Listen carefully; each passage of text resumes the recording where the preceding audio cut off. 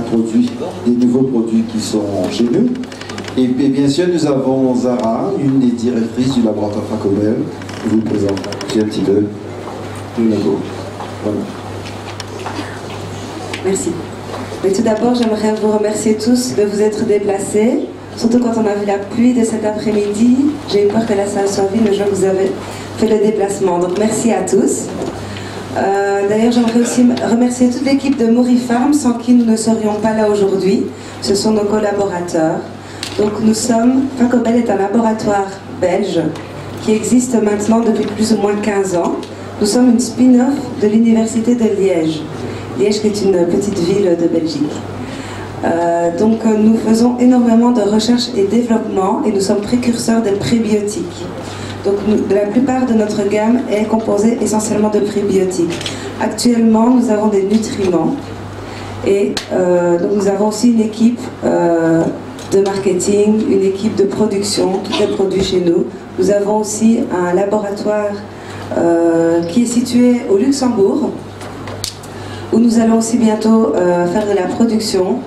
Et la toute petite nouveauté, c'est que nous venons d'acquérir un terrain ici à Maurice de 20 000 m², où nous allons produire des médicaments et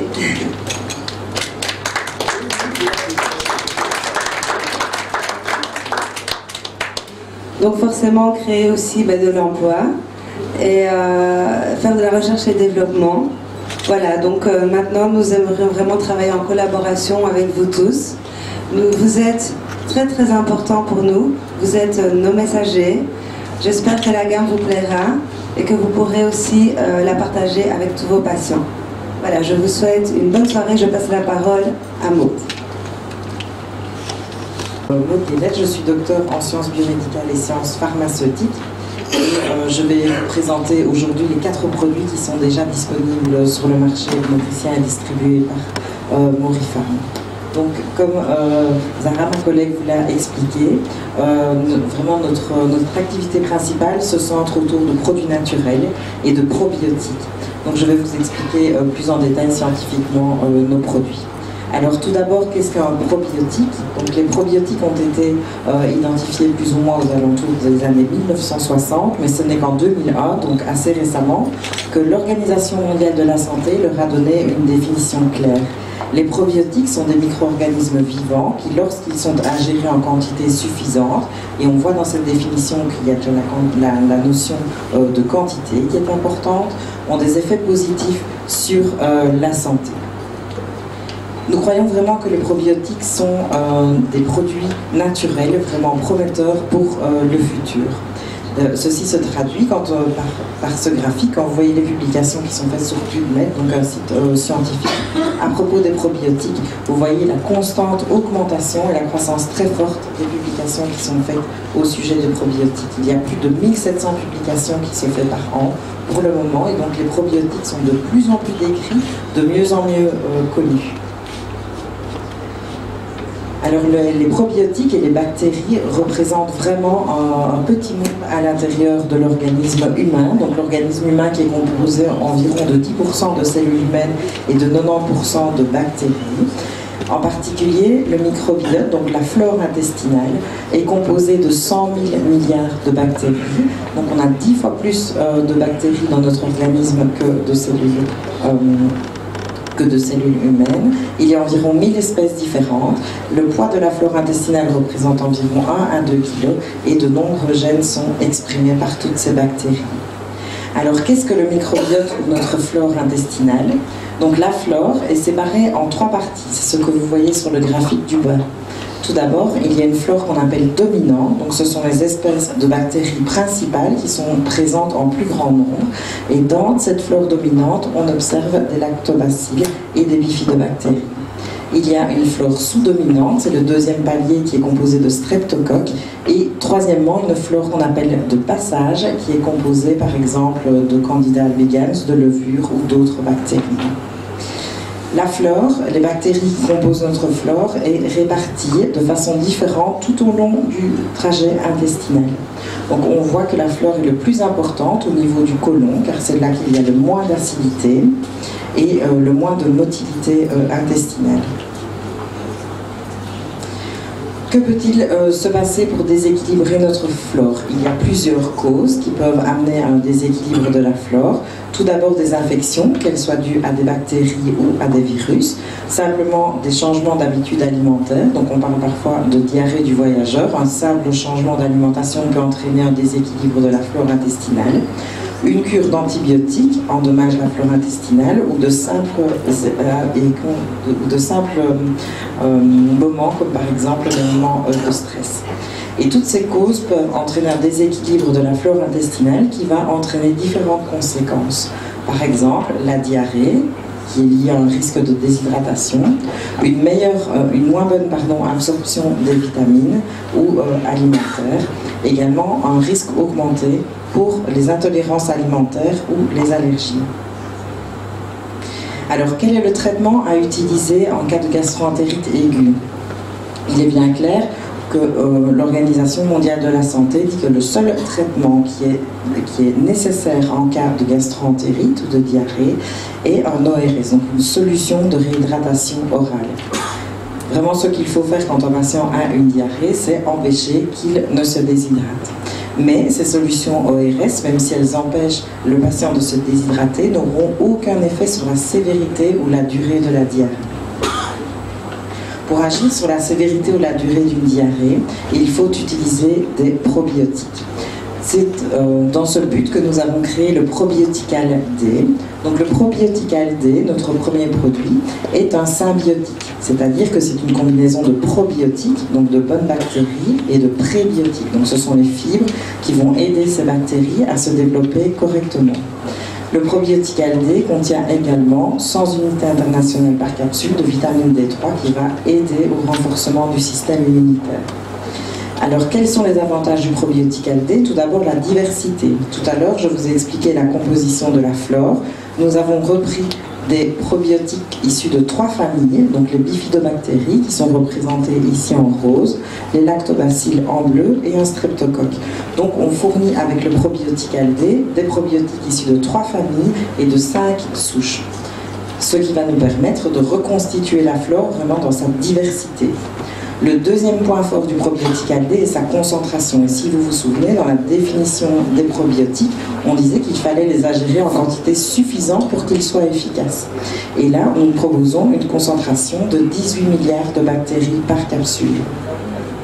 Le Probiotical D peut s'utiliser dans 2 grandes indications, donc tout ce qui est curatif pour une intervention aiguë, quand le patient a des symptômes tels que la gastro-entérite, ou on peut également conseiller une utilisation préventive, plutôt à long terme, pour renforcer le système immunitaire. Je vais vous illustrer ces 2 indications dans la suite. Donc le Probiotical D a vraiment une composition et une concentration idéale et ces critères ont été déterminés sur base d'études scientifiques. Donc le premier tableau vous montre l'efficacité comparativement à une solution de réhydratation orale de différents complexes de probiotiques, de bactéries. Et la colonne qui est mise en rose, la dernière ligne du tableau, est la solution la plus efficace qui était composée d'une association de lactobacilles, bifidobactéries et streptocoques. Le graphique du dessous, avec les 3 colonnes, vous montre l'efficacité sur... Ah voilà, merci. Merci beaucoup. Voilà, merci, ce sera plus pratique. Donc ce graphique ici en dessous vous montre l'efficacité de probiotiques sur l'incidence de la diarrhée. Et vous voyez qu'il y a clairement un effet dose-réponse. La concentration maximale qui avait été utilisée dans cette publication était de 17 milliards et nous proposons un produit à 18 milliards. Donc vraiment très proche de cette concentration qui était la plus efficace. Un point également non négligeable, donc en Europe nous avons l'ESGAN qui est la Société européenne de pédiatrie, de gastro-entérologie et de nutrition qui décrit diverses caractéristiques d'un produit idéal. Et le Probiotical D remplit tous ces critères. Donc il a un bon goût, il a même un goût neutre, est efficace quelle que soit la cause de la diarrhée, peut être donné en administration unique, n'affecte pas l'absorption des nutriments, n'a pas d'effet secondaire. Donc ça, c'est également tout l'avantage d'un produit naturel qui va respecter la composition de votre flore. vous n'aurez à craindre aucun effet secondaire avec ce type de produit, est stable et facilement disponible. Alors, utiliser cette combinaison de différentes souches provenant de différentes familles, donc de bifidobactéries, streptocoques et lactobacilles, va permettre de profiter de différentes propriétés de toutes ces familles de bifidobactéries, lactobacilles et streptocoques pour être efficace dans diverses indications. Par exemple, tous les composants du probiotique ALD, y compris la vitamine D3, vont être importants pour moduler et renforcer le système immunitaire. Les différents types de diarrhée, qu'elles soient virales dues au gastro-entérite ou suite à une cure d'antibiotiques, sont également traités avec le probiotique ALD. Le probiotique ALD peut également améliorer l'assimilation du lactose, puisque les bactéries sont des producteurs naturels de lactase, donc qui est une enzyme qui est déficiente chez les personnes intolérantes au lactose. Le probiotique ALD peut également amener des effets bénéfiques sur les symptômes de l'IBS ou la maladie de Crohn, vous savez, où les patients alternent des épisodes de diarrhée et de constipation. Le probiotique ALD pourra également être utile en cas de colique des enfants. Alors vous verrez que le produit se présente sous forme de gélules. Les gélules peuvent être ouvertes. Le produit peut être mis dans un biberon, dans une cuillère d'eau pour l'administration chez les enfants, sans aucun problème. Le probiotique ALD pourra également réduire le risque d'atopie, donc tout ce qui est allergie. Donc il y a de très bonnes preuves de l'efficacité des probiotiques en cas d'eczéma notamment. Le FOS, le fait que le produit contienne un prébiotique, va permettre d'augmenter la prolifération des bactéries, et ça peut être très important. Par exemple, si vous avez un patient qui a une diarrhée suite à une cure d'antibiotiques, il a une flore très pauvre, et donc qu'est-ce que vous allez amener avec le probiotique ALD? Vous ramenez les bonnes bactéries pour reconstituer sa flore, et vous amenez également le prébiotique, donc la fibre qui va servir de nourriture à vos bonnes bactéries qui sont dans la gélule.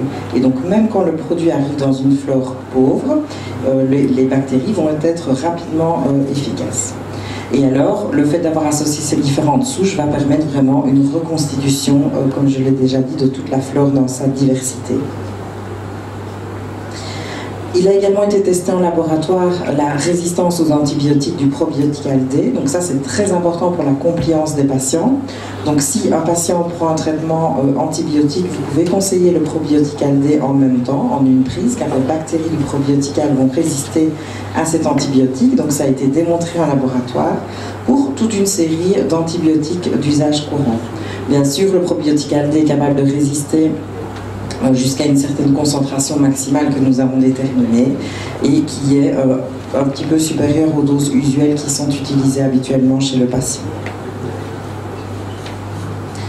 Bien que ce ne soit pas nécessaire pour les compléments alimentaires, afin de démontrer vraiment l'efficacité du probiotique ALD, nous avons réalisé une étude clinique parce que, comme je vous l'ai dit, il y a de plus en plus de publications sur les diverses souches, mais c'est toujours important, quand on les associe, de montrer que son produit est efficace et que son association à la concentration qu'on a déterminée fonctionne correctement.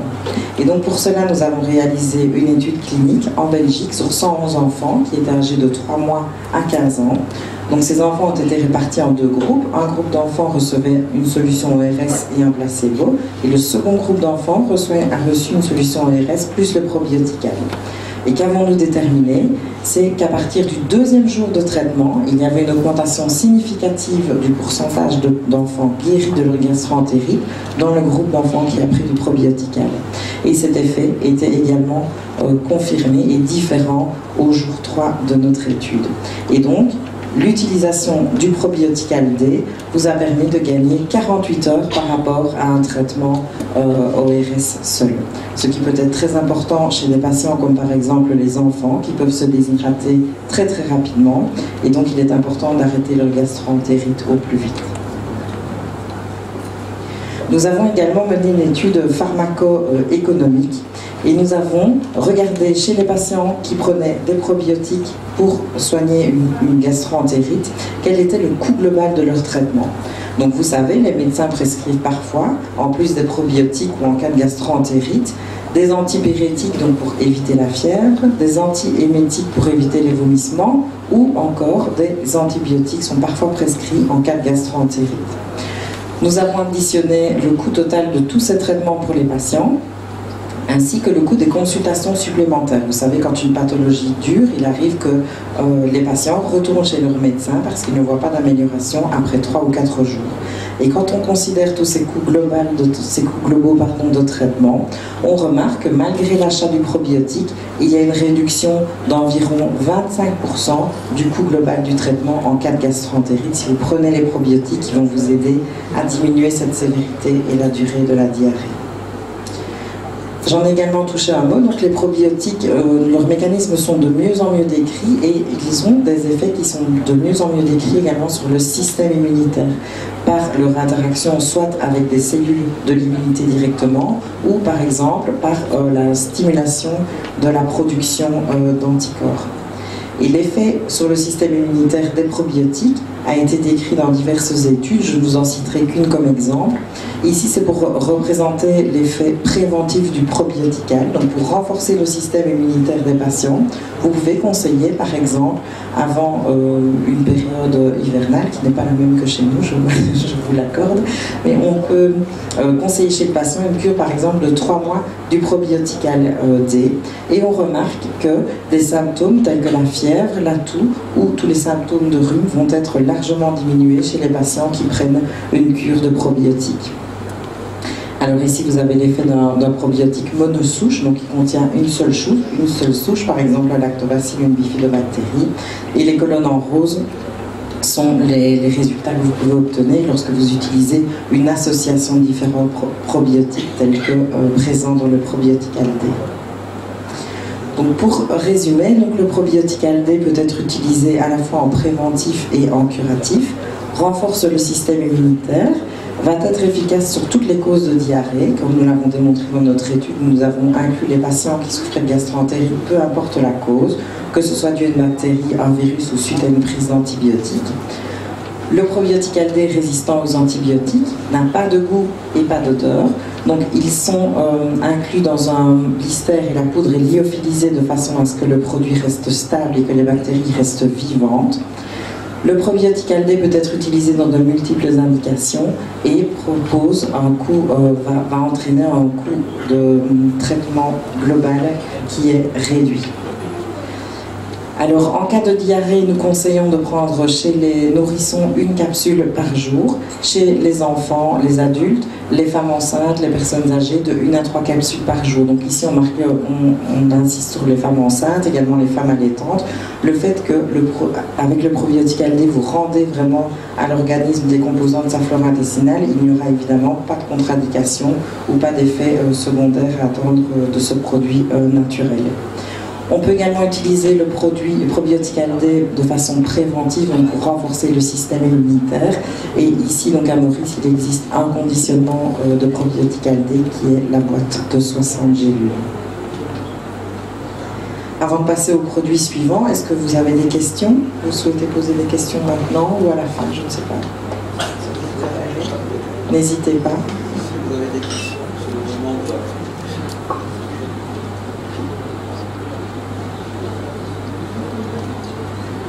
Je peux continuer, mais n'hésitez pas, même à la fin de la conférence, si vous voulez poser des questions sur ce produit-là, je suis là pour ça. Donc le second produit qui est distribué sur le marché mauricien par Maurifarm est le Progine. Alors le Progine est tout à fait dans la même gamme des produits que le probiotical D, c'est-à-dire que c'est un symbiotique. Donc c'est une association de 3 lactobacilles qui contient également en plus un fructoligosaccharide, donc la fibre prébiotique. Et ce produit s'adresse à la flore vaginale. Donc il va être utile pour toutes les infections de la flore vaginale. Et donc c'est pourquoi nous avons choisi d'associer 3 lactobacilles et plus des lactobacilles, bifidobactéries et streptocoques, car une nouvelle fois nous voulons respecter la composition de la flore vaginale. Et comme vous le savez, la flore vaginale est constituée de quoi? La flore vaginale normale, sans infection, est constituée de 95% de lactobacilles. Il y a également 5% de ce qu'on appelle les pathogènes. Donc, il peut y avoir par exemple des candidats albicans qui sont présents des levures dans la flore vaginale et qui n'induisent pas d'infection tant que le système est en équilibre. Et la flore vaginale a un pH assez acide, dû notamment à la production d'acide lactique par les lactobacilles. Ce pH, le pH normal de la flore vaginale, va se trouver entre 4 et 4,5. Différentes causes peuvent induire un déséquilibre de cette flore vaginale. Donc des traitements, par exemple les antibiotiques, des variations hormonales, donc durant la grossesse, durant la ménopause. Chez certaines femmes, malheureusement, simplement une période de règles peut entraîner des infections vaginales à répétition. Différentes pathologies, dont notamment le diabète qui va engendrer une modification de la métabolisation du sucre et des taux de sucre dans le sang chez le patient. Et il y a d'autres causes qui sont également externes. Par exemple, les endroits publics qui ne sont pas toujours très propres ou une hygiène locale qui est inadaptée. Donc avoir trop d'hygiène ou trop peu au niveau de la flore vaginale, ce n'est pas bon et dans tous les cas, ça peut causer un déséquilibre de la flore vaginale. Donc dans la majorité des déséquilibres de la flore vaginale, que se passe-t-il? Vous avez les lactobacilles qui diminuent et les pathogènes qui profitent pour proliférer et installer une infection. Alors les causes des infections vaginales peuvent être bactériennes et dans ce cas-là, chez la patiente, il y aura un développement de vaginose bactérienne ou des infections à levure qu'on appelle des candidoses, car dans la majorité des cas, c'est le Candida albicans qui est responsable de ces infections. Vous avez également pour les infections vaginales des infections sexuellement transmissibles et il reste 15% d'infections qui sont autres. Et dans ce cas de autres, on remarque, il a été décrit récemment, que des patientes ont parfois des infections combinées. Donc une patiente qui a une vaginose bactérienne a une flore déséquilibrée et c'est parfois le moment choisi par des candidats pour se développer. Et donc la patiente a en quelque sorte une double infection. Et si vous choisissez un traitement antibactérien ou un traitement dirigé contre les levures, ben, vous n'allez pas arriver à éradiquer l'infection vaginale correctement. Donc, concernant la fréquence des infections vaginales, environ 66% des femmes vont faire au moins une fois dans leur vie une infection au candida. 40 à 50% des femmes vont faire 2 à 3 épisodes dans leur vie et les infections vaginales sont beaucoup plus fréquentes durant la grossesse. Donc le risque est environ de 10 à 20 fois plus important. Les vaginoses bactériennes sont encore plus fréquentes que les candidoses. Donc ces pathologies sont vraiment très fréquentes. Alors, que fait-on pour identifier vraiment la cause d'une infection vaginale? Alors, le moyen idéal sera de faire un prélèvement chez la patiente, un frottis, et d'analyser si on retrouve des bactéries ou des levures qui sont responsables de l'infection. Mais que se passe-t-il en pratique? Si la dame va consulter son médecin généraliste, ce ne sera pas le médecin généraliste qui va faire ce frottis et l'analyser. Si la dame veut rencontrer un gynécologue, ce n'est pas toujours évident d'avoir un rendez-vous rapidement, il d'attendre plusieurs jours avec des symptômes désagréables. Et donc, il est assez difficile d'identifier précisément la cause des infections vaginales et donc de choisir le bon traitement. Ce qu'on voit également beaucoup en pratique, c'est l'automédication. Donc de nombreuses dames ont eu une infection vaginale, ont eu un traitement qui fonctionnait une première fois et retournent directement en pharmacie, redemander le même traitement.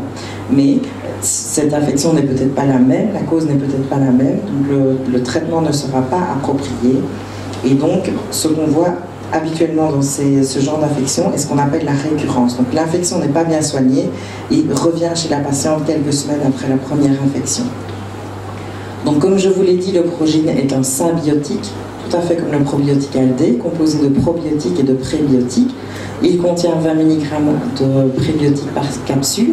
Il y a également de l'acide ascorbique dans les gélules. À quoi va servir l'acide ascorbique? L'acide ascorbique sert à diminuer le pH. Et comme je vous l'ai dit dans l'introduction, en cas de déséquilibre de la flore vaginale, vous avez pratiquement à chaque infection une augmentation du pH, surtout en cas de vaginose bactérienne. Donc cet acide ascorbique va vraiment aider les lactobacilles à retrouver un pH acide plus rapidement. Donc de nouveau, nous avons choisi un produit qui contient 3 souches pour profiter des propriétés diverses de chacune de ces souches. La concentration est de 2,5 milliards par gélule, donc qui a été également déterminée sur base d'études cliniques. Et de nouveau, on peut utiliser ce produit aussi bien en curatif par un traitement local, une application vaginale, ou en préventif par un traitement oral. Alors, comme je vous l'ai dit, le grand avantage du Progine, l'association de 3 différentes souches va permettre d'agir sur différents pathogènes, donc par exemple le Gardnerella vaginalis, qui est le pathogène le plus fréquemment impliqué dans les vaginoses bactériennes, va également inhiber le streptocoque B, donc qui est très important et dont les infections peuvent être particulièrement dangereuses chez la femme enceinte, va inhiber le Candida albicans, Et donc, le Progine, lorsque vous l'utilisez, vous avez vraiment un double effet, une double action, à la fois contre les vaginoses bactériennes et contre les infections, contre les mycoses.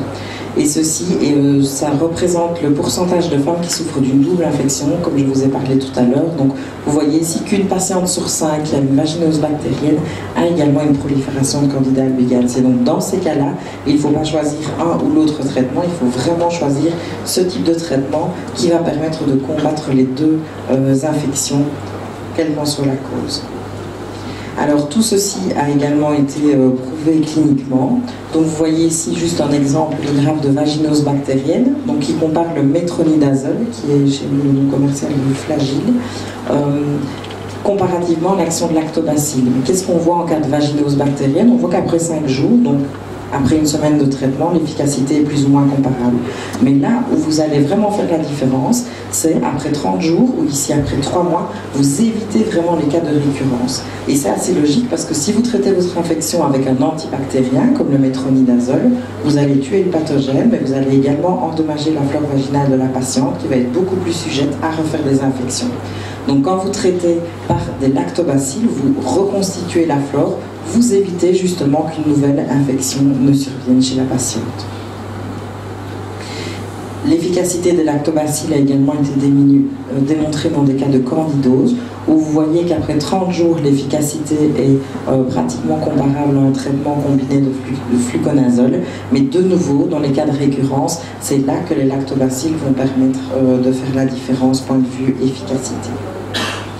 Alors, je vous ai parlé de traitement local, donc d'application vaginale, c'est vraiment pour soulager les symptômes de la patiente assez rapidement. Mais pourquoi conseille-t-on également de l'associer à une prise orale? Parce que, dans la majorité des cas, les germes pathogènes qui causent des infections vaginales proviennent du réservoir intestinal. Donc les Candida albicans qui sont au niveau intestinal peuvent transférer au niveau vaginal et vous donner une infection. Et si vous ne traitez que localement, vous allez régler les symptômes de la patiente, mais vous n'allez pas attaquer le foyer, l'origine de l'infection, et c'est également à ce moment-là que vous allez voir apparaître une récurrence d'infection chez la patiente.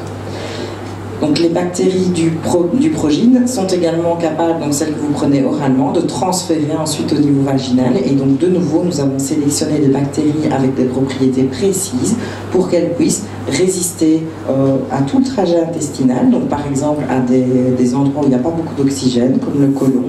Elles passent par l'estomac, par l'intestin qui a un pH de 7, et elles repassent au niveau vaginal qui a un pH acide. Donc on a vraiment sélectionné des bactéries résistantes qui savent survivre dans ces différents milieux. Donc le Progine, c'est de nouveau un produit naturel avec une action double, à la fois antimycotique et antibactérienne. C'est un symbiotique. On conseille 1 à 2 capsules par jour. Si l'utilisation est préventive, on conseillera 1 capsule et 2 par jour si l'utilisation est curative. Et de nouveau, étant un produit qui respecte totalement la physiologie de la flore vaginale, vous pouvez le conseiller sans problème aux femmes enceintes, aux femmes qui allaitent. Et nous avons également de très bons résultats chez la petite fille, où là, on ne conseillera qu'une prise orale.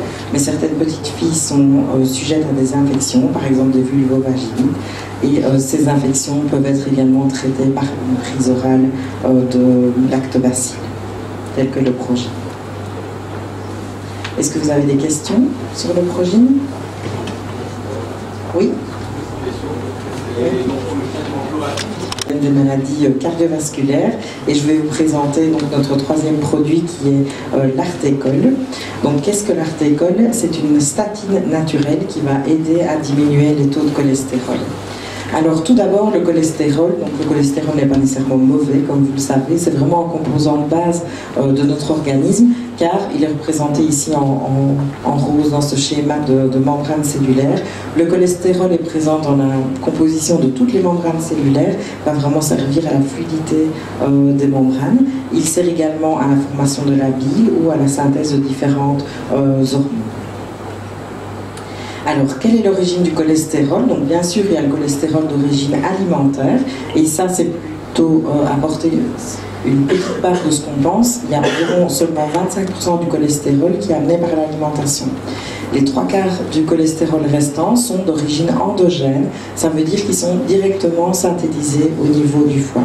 Et comment est éliminé le cholestérol? Il est éliminé principalement également par le foie qui le produit, par la formation de la bile. Alors on parle souvent de bon cholestérol, de mauvais cholestérol. Forcément, il y a une seule molécule de cholestérol et elle n'est pas soluble dans le sang. Et donc, en fonction du transporteur auquel elle va être accrochée, on va parler de bon et de mauvais cholestérol. Le premier type de transporteur est le cholestérol LDL. Donc le LDL, que fait ce transporteur? Il transporte le cholestérol du foie vers la paroi des artères. Tandis que ce qu'on appelle le bon cholestérol sont des transporteurs qui font un rôle opposé, exactement inverse. Ils prennent le cholestérol dans la paroi des artères et le ramènent au niveau du foie, où il va être utilisé pour la formation de la bile et donc où il va être éliminé. Alors, quelles sont les conséquences de ce dépôt de cholestérol au niveau des artères? C'est ce qu'on appelle l'athérome. Donc, quand vous avez un excès de mauvais cholestérol, trop de cholestérol arrive dans la paroi de vos artères et des dépôts graisseux se forment. C'est une plaque d'athérome. Ces dépôts graisseux vont être un obstacle à la circulation du sang et donc ce sang va former des caillots. Donc, c'est ce qu'on appelle les thrombus. Et c'est évidemment un risque très important pour les pathologies cardiovasculaires. Bien que la mortalité mondiale par cancer soit en nette progression, donc il y a environ un peu plus de 8 millions de décès par an liés au cancer, les décès suite à des pathologies cardiovasculaires restent encore la première cause de décès dans le monde. Alors quels sont les facteurs de risque? Tout d'abord, tout ce qui va avec notre mode de vie, donc la sédentarité, le tabac, l'excès d'alcool, la mauvaise alimentation. Tous ces facteurs de risque vont créer des pathologies telles que l'hypertension, l'hyperglycémie, l'hyperlipidémie et également les excès de poids. Et donc, que fait-on pour diminuer un risque cardiovasculaire chez le patient? C'est vraiment important de considérer le problème dans son ensemble. Donc, tout d'abord, on prend ce qu'on appelle des mesures hygiéno-diététiques. Ça veut dire qu'on va conseiller aux patients de changer les habitudes alimentaires, de pratiquer de l'exercice physique, arrêter de fumer, boire moins d'alcool. Donc, il faut vraiment changer les habitudes des patients. Et si ces mesures n'ont pas servi après 3 mois à diminuer le taux de cholestérol du patient, à ce moment-là, on envisage un traitement pour diminuer les taux de cholestérol. Alors, quels sont les traitements qu'on peut utiliser pour diminuer les taux de cholestérol? Le traitement vraiment numéro 1, le champion des traitements, c'est la statine. La statine, ce sont les traitements qui sont le plus prescrits dans le monde entier. Pourquoi sont-ils prescrits? Parce qu'on connaît très très bien leur mécanisme d'action. Ils ont fait des grandes études scientifiques sur des milliers de patients. Alors, si on s'attarde aux guidelines, donc aux recommandations à la fois européennes, américaines, elles vont avoir tout un point commun. Elles vont dire que pour un traitement cholestérol efficace, il faut diminuer en priorité le LDL cholestérol. Et pourquoi est-ce qu'on veut diminuer ce LDL cholestérol? Parce que c'est lui qui est clairement lié à la diminution du risque cardiovasculaire. Donc vous avez ce graphique qui vous reprend toutes les grandes études qui ont été réalisées justement avec les milliers de patients avec les statines. Et qu'est-ce que vous montrent ces grandes études? Que ce soit en prévention primaire, donc ça c'est chez les patients qui n'ont jamais fait d'événements cardiovasculaires, ou en prévention secondaire, donc là c'est des patients qui ont par exemple fait un infarctus du myocarde. Peu importe, on remarque que pour diminuer le risque cardiovasculaire du patient, donc le risque que le patient décède dû à un événement cardiovasculaire, il faut diminuer absolument le LDL cholestérol. Il y a vraiment une relation linéaire entre les deux paramètres. Alors, comme je vous l'ai dit, on utilise beaucoup les statines parce que les statines sont très bien décrites. On connaît d'ailleurs très bien leur mécanisme d'action. Les statines sont également appelées les HMG-CoA réductases. Pourquoi? Parce que les statines bloquent ici cette enzyme, l'HMG-CoA, et donc vont bloquer la formation et la continuité de cette chaîne qui aboutit entre autres à la synthèse du cholestérol. Alors comme vous le voyez, le cholestérol n'est pas le seul produit qui résulte de cette chaîne. Il y a également par exemple l'ubiquinone qui est aussi appelé coenzyme Q10, et en bloquant ici l'HMG-CoA réductase, les statines vont bloquer notamment la synthèse de cholestérol mais également la synthèse de coenzyme Q10. Et ce blocage de coenzyme Q10 est responsable des effets secondaires des statines que l'on retrouve chez certains patients. Il y a différents effets secondaires aux statines, donc ceux-ci peuvent se produire au niveau du foie, au niveau rénal ou au niveau musculaire. Et là, ça touche 5 à 20% des patients, donc ils sont assez fréquents. Il y a 3 types d'effets musculaires différents. Donc tout d'abord des myalgies, donc ça ce sont des douleurs musculaires, des myopathies, donc où la douleur musculaire peut être associée avec des faiblesses musculaires, donc le patient a l'impression de vraiment plus avoir de force dans les bras par exemple, ou à la rhabdomyolyse. Donc heureusement cet effet secondaire c'est le plus sévère, mais c'est également le moins fréquent, où là vous avez vraiment une destruction de votre tissu musculaire qui peut engendrer une insuffisance rénale. Alors avec les statines, le risque va vraiment augmenter avec la dose. Donc vous savez, quand un patient commence un traitement par statine, vous allez commencer par la dose la plus basse, voir si le traitement est efficace, si le patient tolère bien son traitement. Si les résultats obtenus sur le taux de cholestérol ne sont pas suffisants, vous allez augmenter progressivement la dose. Pourquoi? Parce que quand vous augmentez, quand vous doublez une dose de statine, vous doublez également le risque du patient de développer des effets secondaires. Donc il n'est pas du tout utile de commencer peut-être par une très grande dose, et on commence par la dose la plus basse et on augmente progressivement. Donc ces effets secondaires musculaires sont habituellement réversibles chez les patients, donc lorsqu'on arrête la statine, bien que ça puisse prendre plusieurs mois. Et il est décrit également que cette toxicité musculaire va vraiment dépendre de la caractéristique de la statine. Et il est connu que les statines qui sont hydrophiles, donc comme la rosuvastatine ou la pravastatine, sont vraiment les statines les mieux tolérées parce qu'elles vont moins pénétrer en fait dans les tissus musculaires. Donc les statines hydrophiles sont les mieux tolérées. Alors il y a une alternative à ces statines chimiques qui est la levure de riz rouge, donc qui est contenue dans notre produit dans l'artécole. Donc elle est utilisée en Chine ou dans d'autres pays asiatiques depuis des siècles. Elle a différents bienfaits, dont celui de diminuer le cholestérol qui est connu depuis un moment. Elle peut également être utilisée simplement comme colorant alimentaire. Donc d'où provient cette levure de riz rouge? Donc le riz est fermenté par une levure qui est la sorte de levure, c'est la Monascus purpureus, donc d'où le nom de riz rouge parce que le riz devient vraiment rouge suite à la fermentation. Donc cette levure va fermenter le riz et durant cette fermentation seront produites différentes molécules dont une qui est la monacolinca. Et la monacolinca, c'est cette substance qui a les propriétés de statine naturelle et qui va vraiment pouvoir diminuer le taux de cholestérol chez les patients. Donc l'utilisation de levure de riz rouge est autorisée en Europe depuis très peu de temps, depuis mai 2010. Et les autorités européennes ont également publié ce qu'on appelle une allégation de santé qui dit que pour observer un effet sur le cholestérol, il doit y avoir une consommation minimale de 10 mg de monacolinca, donc de la statine naturelle, par jour. Alors, quel est le mécanisme d'action de cette monacolinca? C'est très facile, elle agit exactement comme une statine, elle va bloquer l'HMG-CoA réductase. Donc le mécanisme d'action est tout à fait similaire à celui des statines. Dans la littérature scientifique, donc la monacolinca, de nombreuses études décrivent qu'elle est vraiment mieux tolérée que les statines chimiques et je vais vous expliquer pourquoi. Elle a la même efficacité que des simvastatines et pravastatines utilisées à des doses comparables.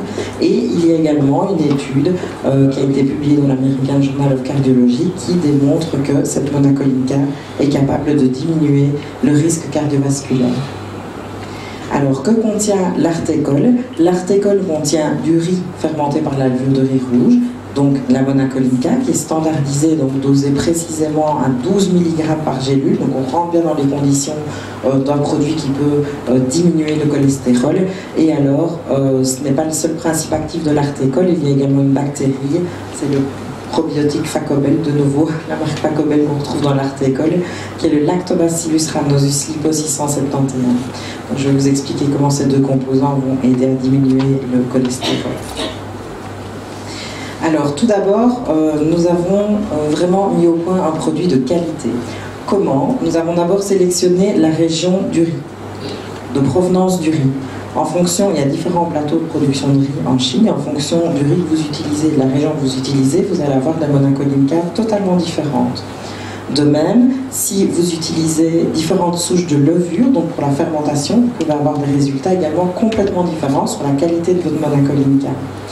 La fermentation s'effectue en milieu liquide et nous commercialisons une poudre en gélule. Et donc la technique de séchage a également été contrôlée afin de produire un maximum de forme acide de cette monacoline K. Je vais vous expliquer tout de suite pourquoi c'est important. Également, nous contrôlons la production afin de proposer un produit de qualité. Alors c'est un produit qui est vraiment tout à fait, qui donne beaucoup de sécurité aux patients. Pourquoi? Tout d'abord parce qu'il est, donc, comme je vous l'ai expliqué, standardisé à 3%. Donc dans chaque lot, parce que vous savez, la fermentation donc, est un processus naturel, donc pendant une fermentation, on peut avoir plus ou moins de monacoline K qui est produite. Donc vraiment, à chaque production, à chaque fermentation, on dose précisément la quantité de monacoline K qui est produite pour mettre dans chaque gélule 3%, donc 12 mg par gélule. Donc vous savez, en donnant l'artécol, et les compléments alimentaires n'ont pas toujours l'habitude, ne sont pas obligés d'avoir un contrôle très précis comme les médicaments, ou là quand vous donnez un médicament, la dose est précise. Ici aussi, nous contrôlons la dose de monacoline K vraiment pour la sécurité du patient. Donc dans chaque gélule, il y a 12 mg de monacoline K, pas plus et pas moins. Comme je vous l'ai dit, donc, nous avons créé un processus qui nous permet d'obtenir un maximum de forme acide de la monacoline K. Donc pour faire simple, ces deux pics ici représentent la monacoline K. La monacoline K dans le produit, elle est présente soit sous forme acide, soit sous forme lactone. Et nous avons vraiment développé des processus pour maximiser la présence de la forme acide de la monacoline K. Alors, quel était le but en faisant ça? Je vais vous résumer ça. C'est parce que la forme acide, en fait, elle est hydrophile. Et si vous vous souvenez tout à l'heure, je vous ai dit les statines les mieux tolérées, comme la rosuvastatine ou la pravastatine, ce sont des statines hydrophiles. Et il est vraiment décrit que les patients qui ont des effets secondaires, notamment musculaires, c'est parce qu'ils prennent des formes qu'on appelle hydrophobes, donc la forme lactone de la monacoline K.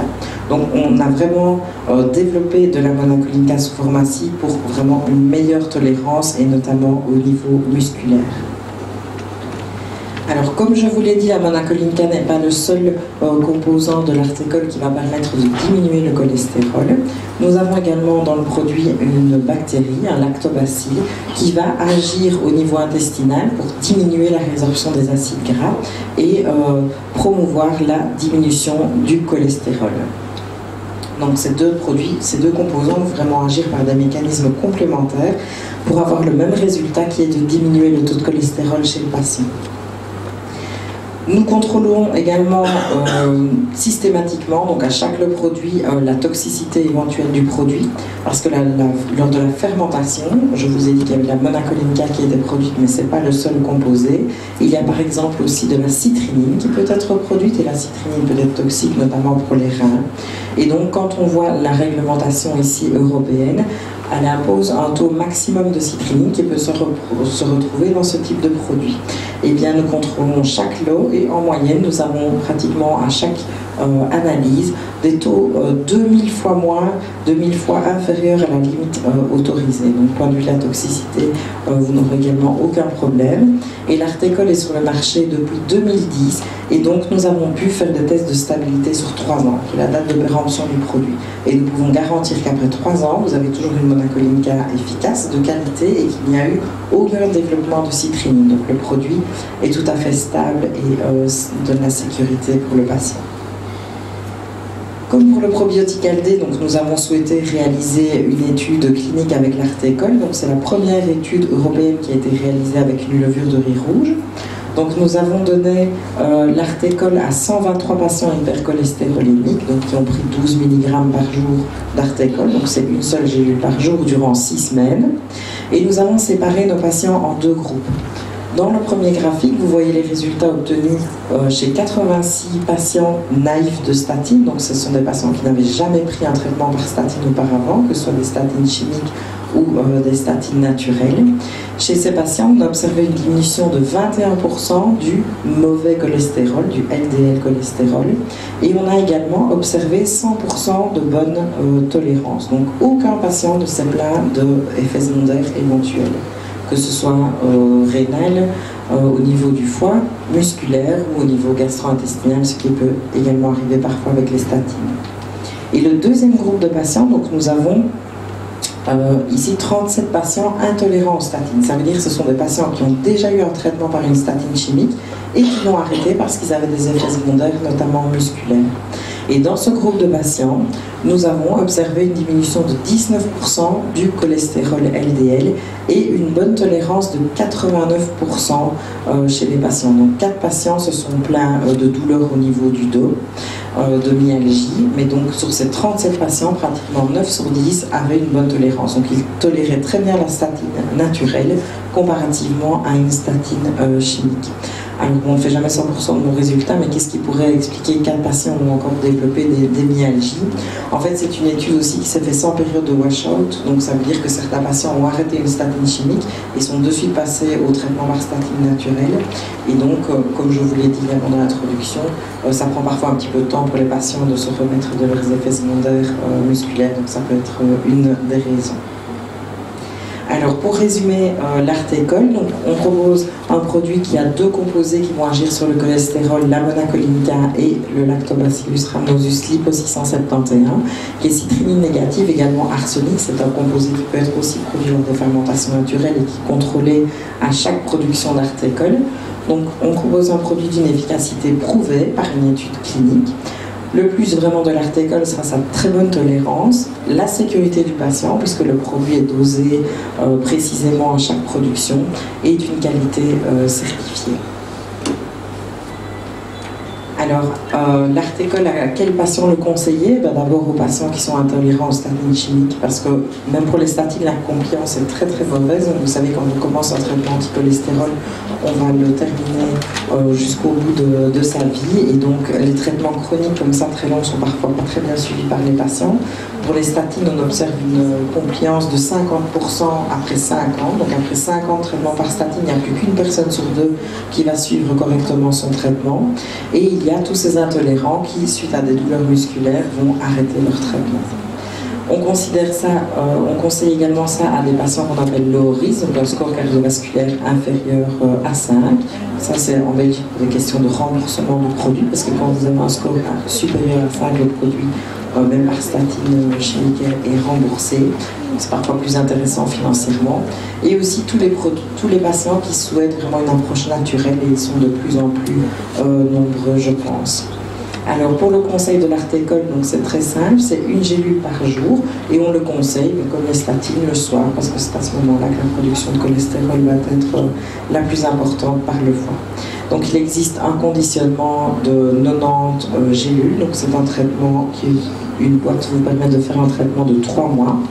Et ça, comme toutes les statines, qu'elles soient naturelles ou chimiques, on le déconseille aux femmes enceintes, aux femmes qui allaitent et on a mis des enfants, mais aux personnes de moins de 18 ans, sauf dans les cas d'hypercholestérolémie familiale, parce que vous savez que ça, le cholestérol peut parfois toucher des familles. À ce moment-là, le traitement va parfois commencer avant. Qui est disponible ici à l'île Maurice, qui est le produit réactif. Donc de nouveau, c'est vraiment un produit naturel. Je vais vous expliquer sa composition.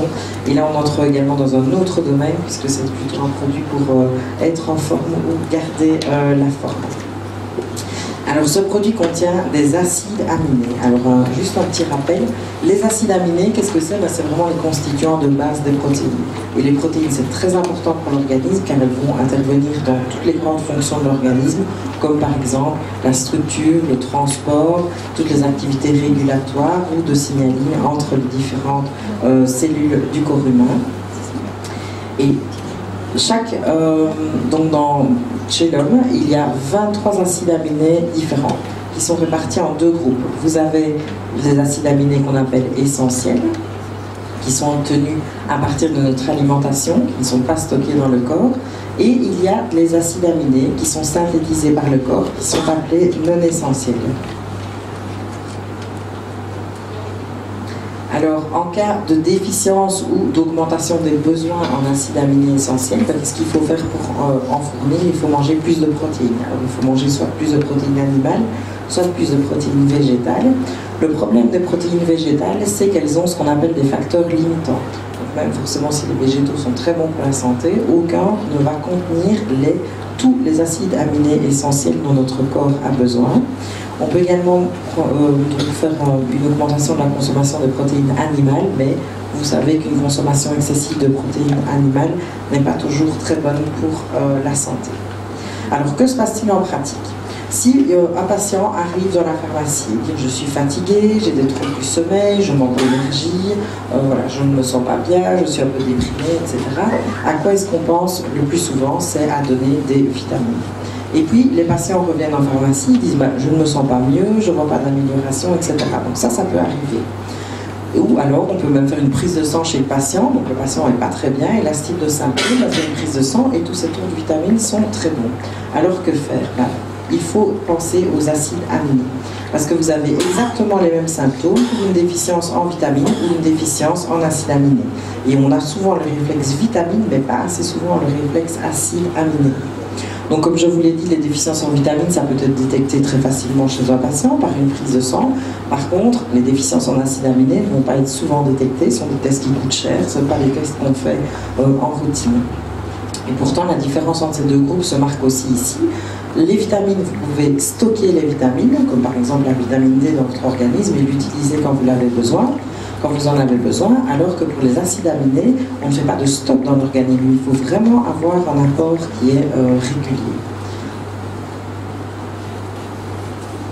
Alors, les complexes de vitamines, généralement, sont très bons, mais ne contiennent pas assez de protéines et surtout pas tous les acides aminés essentiels. Et ça va être là le point fort du réactif, c'est qu'il va contenir tous les acides aminés essentiels qui sont nécessaires à l'organisme. Donc ce n'est pas du tout un substitut aux vitamines, c'est plutôt un complément ou un produit qu'on utilise chez qui les personnes ont ce type de symptômes, mais pas de déficience spécialement en vitamines. Alors, que contient le réactif? De nouveau, c'est un produit complètement naturel qui contient juste une association de deux algues. La spiruline, ça je pense que vous connaissez, il y a beaucoup de produits à base de spiruline, et de la chlorelle. Alors, ces deux algues ensemble vont amener 64%, sont composées de 64% de protéines végétales et vont amener tous les acides aminés essentiels. Elles contiennent également naturellement un assez haut taux de vitamine B12 et le bêta-carotène, donc qui est le précurseur de la vitamine A. Alors sur ce graphique, vous voyez les besoins en acides aminés pour des enfants. Donc la première petite colonne ici en jaune, c'est les besoins en acides aminés pour les enfants de 2 à 5 ans. Donc comme on voit, ils sont assez importants. Pourquoi? Parce que les enfants sont en pleine croissance à cet âge-là. La deuxième colonne, la colonne orange, représente les besoins en acides aminés pour les enfants de 10 à 12 ans. Donc vous voyez qu'ils diminuent un petit peu, la croissance commence à ralentir. Et la colonne rouge sont les besoins en acides aminés pour les adultes, qui mangent plus diversifiés, qui ont fini leur période de croissance. La colonne mauve, qui est derrière ces colonnes, est pour chaque acide aminé, l'apport d'acides aminés par gélule de réactive. Et donc vous voyez que quel que soit l'âge de votre patient, vous allez amener une quantité suffisante en acides aminés essentiels. Donc le réactif contient tous les acides aminés essentiels dans des quantités suffisantes pour couvrir les besoins humains. Je vous l'ai dit, le réactif contient également du bêta-carotène, donc qui est le précurseur de la vitamine A. Donc pourquoi est-ce important de donner le précurseur de la vitamine A et pas la vitamine A directement?